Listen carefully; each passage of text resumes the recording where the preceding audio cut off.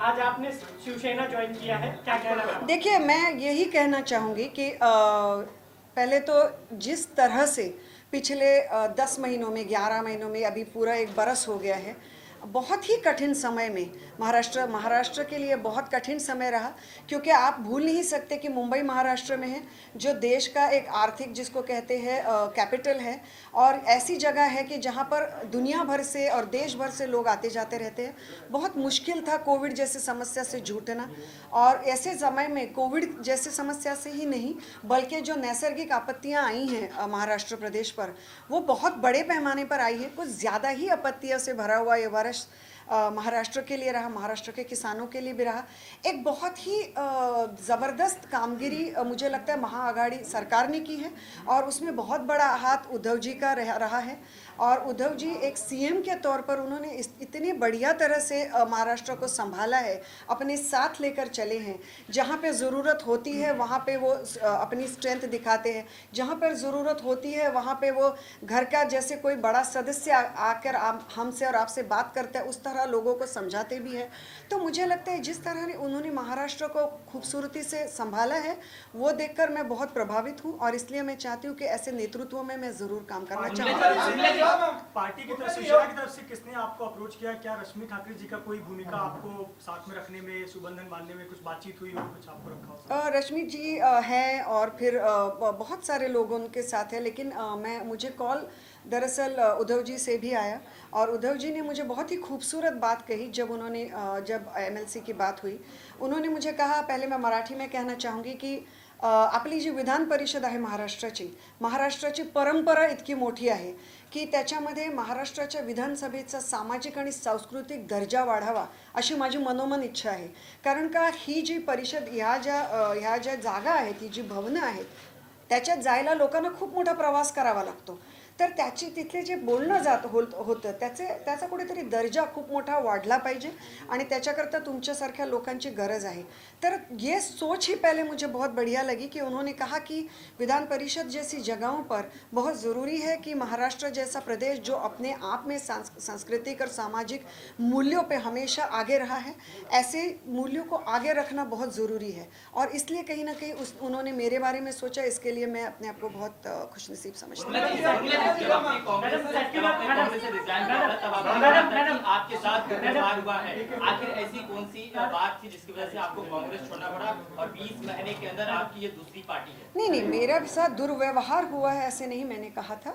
मैंने ये कहा था कि कांग्रेस में जब मैंने कैंपेन किया था, तो जिस तरह की कुछ चीज़ें होनी चाहिए थी वो उस तरह से हुई नहीं है। इस तरह से आज भी मुझे कांग्रेस की तरफ कोई भी अलगाव या कोई भी मुश्किल या कोई भी ये नहीं है।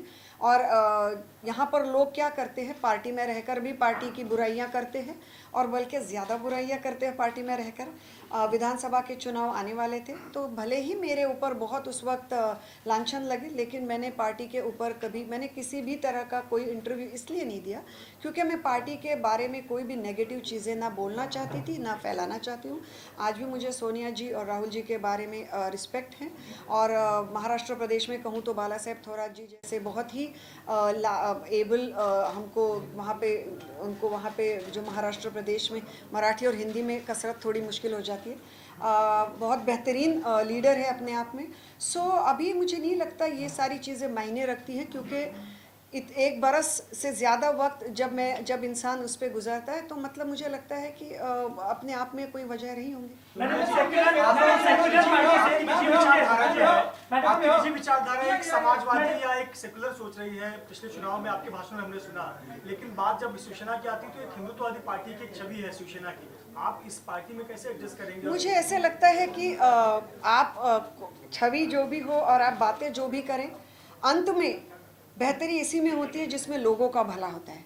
तो मैं आप लोगों से पूछना चाहती हूँ कि जो एक बरस का आपने शासन देखा है महाराष्ट्र में, क्या आपको ऐसे नहीं लगता कि इस शासन में किसी भी तरह के लोगों को स्पेशल ट्रीटमेंट या किसी भी तरह के लोगों को कम ट्रीटमेंट, इस तरह का कोई दुर्व्यवहार महाराष्ट्र में हुआ है, और ना ही वो आगे चलकर होगा? इसकी मुझे पूरी मुझे उसमें उम्मीद है, नहीं मुझे क्या कहते हैं उसको, आई एम श्योर अबाउट इट।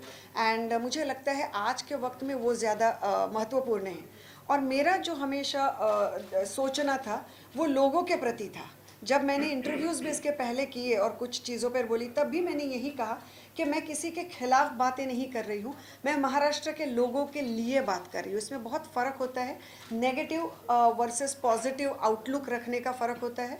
और ये आउटलुक डेफिनेटली शिवसेना में, और अब सत्ता में आने के बाद किस तरह लोगों से बिहेव करते हैं, किस तरह से उन्हें प्रशासन देते हैं, बहुत मायने रखता है। और मुझे लगता है उसमें शिवसेना बहुत बड़े पैमाने पर खरी उतरी है लोगों के एक्सपेक्टेशंस पे। जब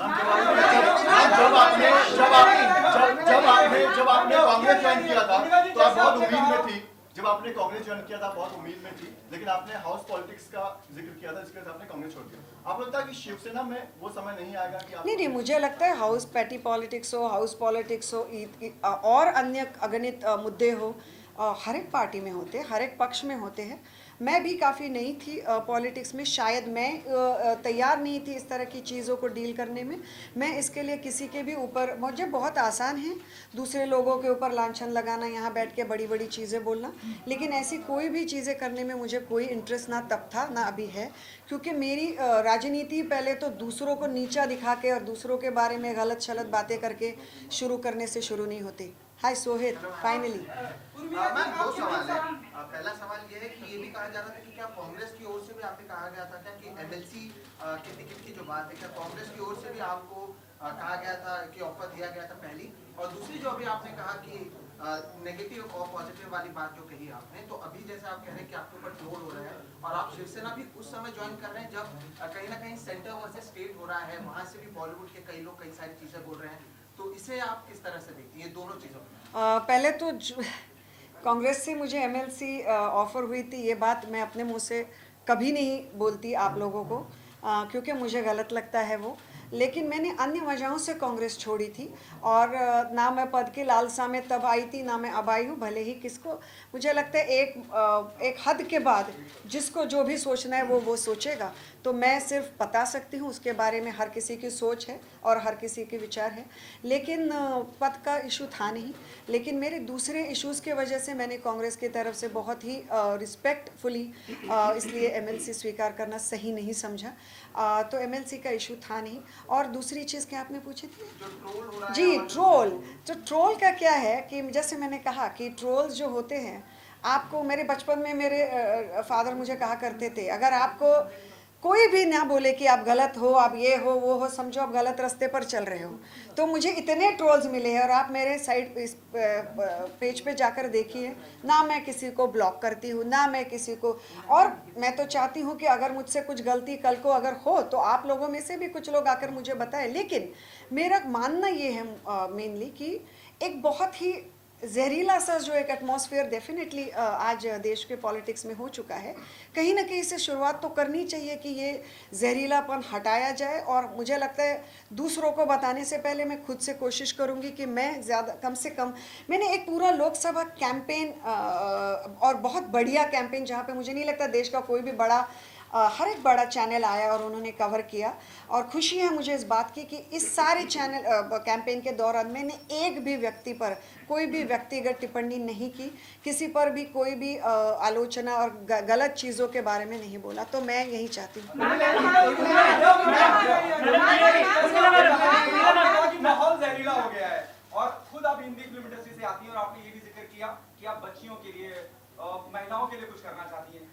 इन महीनों में वो सुशांत सिंह राजपूत, जिस तरह उनकी आत्महत्या हुई, और उसके बाद जो माहौल इंडस्ट्री में बना, और ड्रग्स को लेकर जो अभी फिलहाल हाल चल रहा है, गिरफ्तारियां हो रही हैं, आप बॉलीवुड इमेज जिस तरह से बनी है इस पूरे माहौल में, इस पूरे दौर में, इस पूरे पीरियड में, उसके लिए क्या कार्रवाई करना चाहिए और क्या आपकी तैयारी रहेगी, because you belong to the industry में? I think first of all definitely Bollywood people also need to do something for themselves. उनको भी ज़रूरत है कि वो अपने आप के लिए खड़े हो जाएं, और उसके बाद हमारे जैसे लोग उनकी मदद भी कर सकते हैं। जो भी मैंने आज तक बॉलीवुड के लिए मैं खड़ी रही हूँ और हमेशा आगे भी रहूँगी।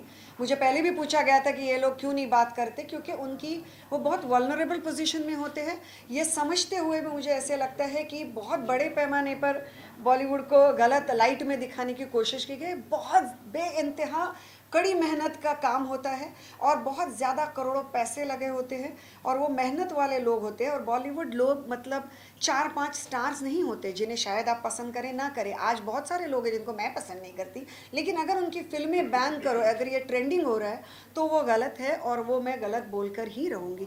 तो अपने अपने नज़रिए का और समझ का ये विचार है।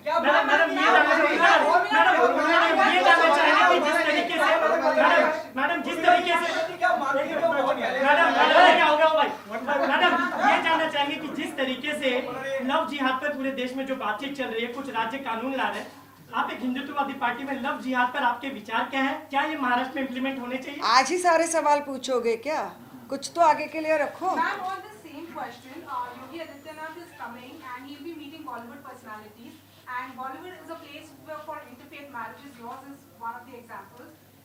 He has been very vocal about love jihad. How do you see all of this? And do you think he's also said that Bollywood needs to be moved to Uttar Pradesh? He wants to make a big film industry there. How do you see both these topics? I have full faith and trust in all my lovely colleagues of the press that you should go and ask him all these questions. Don't you think so? Thank you. Ma'am UP में जो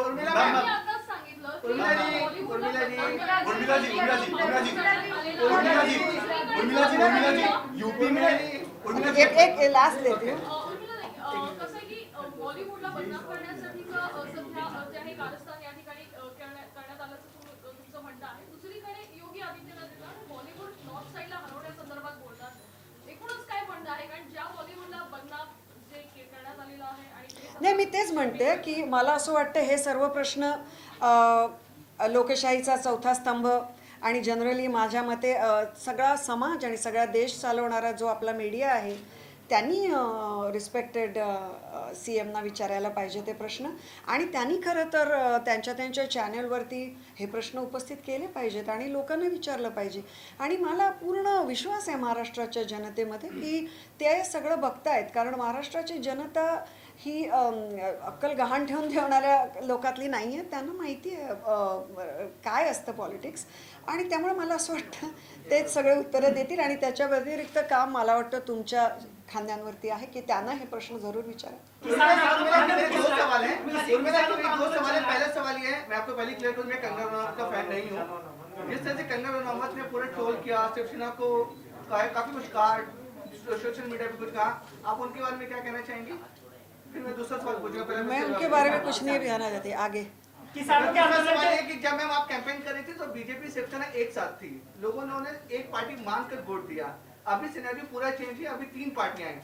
तो BJP के साथ शिवसेना अच्छी थी कि अभी के साथ जो शिवसेना काम कर रही है वो अच्छी है? आप किसके साथ रहना चाहेंगे? देखिए, मैं मुंबई की, मैंने जैसे कैंपेन में भी रखा था मुंबईची मुलगी, मैं बम्बई में पली बड़ी हूँ, तो मेरे लिए तो हमेशा ही शिवसेना अच्छी थी क्योंकि बाला साहब ठाकरे जी का जो हर एक मराठी मानुस के मन में स्थान है उसे आप हिला नहीं सकते। आज भी जब मैंने शिवसेना में प्रवेश किया तो मेरे अंदर से बात निकली और मैंने जाके उनके फ़ोटो के सामने नमन किया। इसकी वजह ये है कि एक ऐसा व्यक्तित्व जो वहाँ बैठकर पूरा महाराष्ट्र, जब वो चले गए तब महाराष्ट्र में 2-3 दिन पर एक तरह की बहुत उदासी, बहुत कम लोग ज़िंदगी में ये स्थान पा सकते हैं। लेकिन मुझे ऐसे लगता है कि इन सारी चीज़ों से बात ना करते हुए मैं ये बात ज़रूर करना चाहूँगी कि जिस तरह का शासन 1 बरस में शिवसेना ने किया है वो बेहतरीन है और मुझे लगता है इसी तरह उनका आगे बढ़ने का और महाराष्ट्र को आगे लेकर जाने का जो प्रयास है उनमें मैं उसमें साथ रहना चाहूँगी। पहले आप एक सेक्युलर पार्टी से थी, अब आप एक सेक्युलर हिंदुत्व पार्टी से हैं। आपकी विचारधारा क्या है? आप सेक्युलर हैं या कट्टर हिंदुत्व? देखिए सेक्युलर कट्टर हिंदुत्व एक जगह के बाद सिर्फ वर्ड्स बन के रह जाते हैं, क्योंकि सेक्युलर होने का मतलब ये नहीं होता कि अपने ही धर्म से नफरत करना या दूसरों के धर्म से नफरत करना ना। हिंदुत्व का मतलब ये होता है कि सिर्फ अपने ही धर्म को आगे लेके, हिंदू धर्म में ही ये कहा गया है कि जो सबसे ज़्यादा सहिष्णु और सर्वसमावेशक जिसे कहते हैं, ऐसा धर्म मेरा धर्म है, हिंदू धर्म है। ये सही है, ये सच्चाई है। अगर मैं आज कहती हूँ वसुधैव कुटुंबकम, तो ये कल्पना मैंने क्रिएट की हुई नहीं है। ये जब से हिंदू धर्म है, जब से यहाँ ये जो भारत देश है, इसमें सिर्फ धर्म नहीं, इसमें बहुत बड़ा आध्यात्मिक एक हमारा बैकग्राउंड रह चुका है। तो हम वहाँ सबसे आए हुए हैं। सो ये सारी चीज़ें हमेशा से थी और है, और ये सारी चीज़ें मैंने मेरे लोकसभा के चुनाव के दौरान भी कही थी। लेकिन उस वक्त भी बड़े ही होशियारी से मेरे ही शब्दों को मोड़ तोड़ कर गलत तरीके से पेश किया गया, तो वो भी एक उनका दाव था, आज भी एक उनका दाव होगा। लेकिन मैं ये ज़रूर कहना चाहूँगी, when it comes to serving people and helping them, there is, उस वक्त भी मुझे पूछा जाता था कि आप मुंबई के हो तो पहले मुंबई कर, या पहले ये नहीं होता। लोग होते हैं, और वो पहले सबसे पहले भारतीय होते हैं, और भारतीय लोगों को, और महाराष्ट्र में महाराष्ट्र के रहने वाले महाराष्ट्र के लोगों को मदद करना महाराष्ट्र शासन का पहला धर्म रहेगा। नोएडा में जो प्रपोज फिल्म सिटी बन रहा है, उसको लेकर कहा जा रहा है कि बॉलीवुड को शिफ्ट करने की साजिश है। तो उस पर आपको क्या लगता है, क्या बॉलीवुड शिफ्ट हो सकता है? मैडम एक सवाल इससे क्यों कनेक्टेड है कि अक्षय कुमार आज मिलने वाले हैं योगी से, क्या कहना है? किसानों का आंदोलन चल रहा है। अक्षय कुमार मिलने वाले हैं। I am sure Akshay Kumar ji के घर में उनको खाना बहुत बेहतरीन मिलेगा। मैं क्या कहूँ, आप ये अक्षय जी से पूछिए कि उनका कैसे रहा। एक मिनट। और दूसरी चीज़, ये बॉलीवुड शिफ्ट वगैरह करने का तो भैया अभी क्या है कि ये चीज़ें आपने उनको पूछनी चाहिए, जो अगर कल को उनकी फिल्में ले जाकर वहाँ पर, बॉलीवुड मतलब क्या है, एक वर्ड है, लेकिन अपने आप में एक ऐसी इंडस्ट्री है कि जो मुंबई से अपने खून से, अपने नर्व से एक बेहतरीन नाते से जुड़ चुकी है। तो मुझे नहीं लगता हिंदी फिल्म इंडस्ट्री और मुंबई सिटी, ये दोनों चीज़ें अलग होने की संभावना है। बाकी चीज़ें तो होती रहेंगी। बाकी मुझे पूरी उम्मीद है कि यूपी का भी फिल्म सिटी बहुत बढ़िया बनेगी, और मेरी उसके लिए बहुत सारी शुभकामनाएं हैं। उर्मिला जी, एक सवाल, आप जिस पार्टी में थी पहले, दिल्ली के दस्तक पर है किसान की बात नहीं मानी जा रही है, ऐसा बात कहा जा रहा है। आप अभी राजनीतिक एक दल की सदस्य हैं, किस तरह से देखती हैं? बहुत दुखद है कि किसानों को जिस तरह से वो स्ट्रगल कर रहे हैं। मैं इन बिल्स के बारे में सिर्फ कुछ हद तक जानती हूँ। मैं हर एक चीज़ दुनिया में जानती हूँ, ऐसा दावा मैंने अभी नहीं किया, ना मैं आगे करूँगी। लेकिन जितना मैं समझ चुकी हूँ, मुझे ऐसा लगता है डेफिनेटली कहीं ना कहीं उनसे बात करने की कोशिश करनी चाहिए। लेकिन इस विषय में मैं आज ज़्यादा बात करना सही नहीं समझती। मैम एक साधारण सा सवाल है। झाले ना प्रश्न? एक साधारण सा सवाल है। आपको शिवसेना के हिंदुत्व में और भाजपा के हिंदुत्व में क्या फर्क है? देखिए, हिंदुत्व एक, जैसे मैंने पहले कहा, मन की गहराइयों से सबसे महत्वपूर्ण और सबसे गहरा, आस्था भरा और श्रद्धा भरा विषय है। सो वो एक प्रेस कॉन्फ्रेंस में सिर्फ बातें बनाने के लिए और चौराहे पे खड़े होकर चिल्लाने के लिए बताने वाली बातें नहीं हैं। तो हिंदुत्व जो है वो इसके ऊपर एक, क्या कहते हैं उसको इस तरह से बातें करना मुझे सही नहीं लगता। मुझे लगता है हर किसी ने अपना धर्म अपने दिल, दिमाग और अपने सोल के साथ कनेक्ट करके अपनी ज़िंदगी में उसे निभाना चाहिए। उर्मिला जी, एक सवाल, आप जिस पार्टी में थी पहले, वहाँ पर अनबन हुई या फिर महिलाओं का सम्मान नहीं किया गया, इसलिए आप उस पार्टी को छोड़कर शिवसेना आ गई है। यहाँ पर लगातार देख रहे हैं महिलाओं की मौजूदगी ज़्यादा है। किशोरी पेडनेकर, प्रियंका चतुर्वेदी, रश्मि ठाकरे, आज सब कुछ मौजूद थी। महिलाओं को सम्मान दिया जाता है, लेकिन इसी पार्टी के एक सांसद आपसी भले ही कुछ भी लड़ाई हो, महिला के लिए अपशब्द शब्द का इस्तेमाल करते हैं। तो ऐसे में आप उस महिला के मुझे साथ, पता नहीं आपको किसकी बात करें। नंबर 1, नंबर 2, एक मिनट, नंबर 2, मैंने कभी नहीं ये कहा कि मेरे महिला के साथ गैर व्यवहार हुआ है। मैं उन महिलाओं में से हूँ नहीं जिनके साथ गैर व्यवहार किया जा सकता है। नहीं, मेरा सवाल तो ये मैंने है, कभी भी ये बोला नहीं कि मेरे साथ महिला के नाते गैर व्यवहार हुआ है। तो मैंने ये कांग्रेस के बारे में कतई नहीं कहा था। लेकिन इस वक्त आप महिलाओं का मुद्दा लेकर हाँ, आगे चल रहे तो हैं। आप क्या किसकी आपका बात कर रहे हैं सम्मान- मुझे नहीं पता। संजय राउत जी की बात कर रही हूँ हाँ। मैं, और for your kind information, I am not Kangana fan, लेकिन एक सांसद होने के नाते जिस तरह के शब्दों का वो प्रयोग करते हैं, क्या आपको लगता है कि प्रयोग भविष्य में मतलब आप चलकर कौन से शब्दों की बात हराम कर खोर रहे जैसे हैं? शब्दों जी का उन्होंने जी प्रयोग जी किया।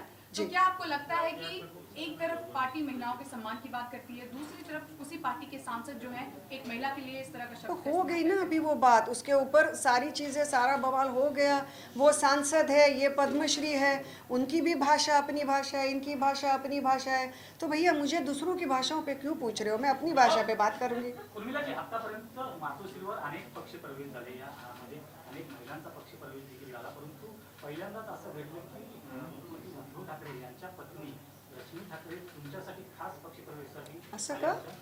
हा, आणि हे त्यांच्या हस्ते बांधलं एक वेगळी ट्रीटमेंट आहे ती खास तुम्हाला मिळाली. नाही, असं काही नाही आहे, असं अजिबात नाही आहे. मला असं वाटतं ना की तुम्हाला सगळ्यांचे परत एकदा मनपूर्वक आभार की आज आलात, पण मी काही कुठली राजकीय नेता नाही आहे. हो, अजूनही मी अत्यंत साध्यासुध्या मराठमोळ्या घरातली एक मुलगी आहे, बाई आहे, व्यक्ती आहे, व्हॉटेवर.